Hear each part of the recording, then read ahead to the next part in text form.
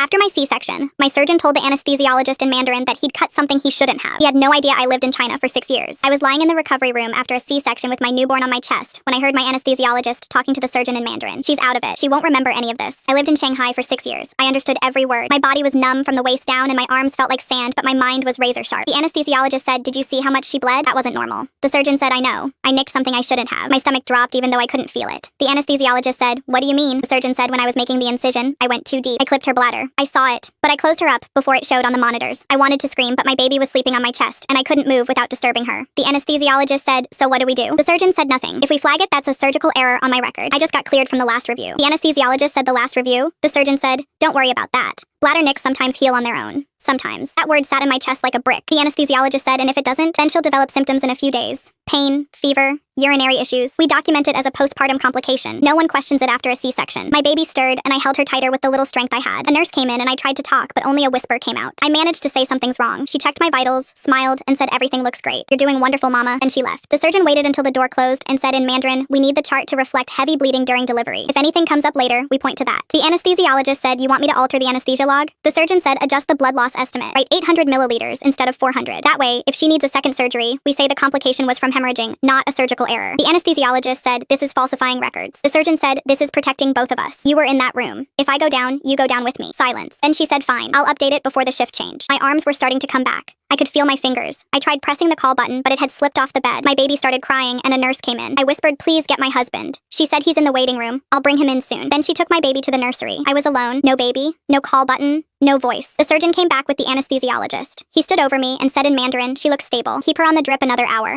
I don't want her too alert before we finish the chart." The anesthesiologist said, "What if her husband asks questions?" We tell him it was routine. Mom and baby are healthy. Send them home in 40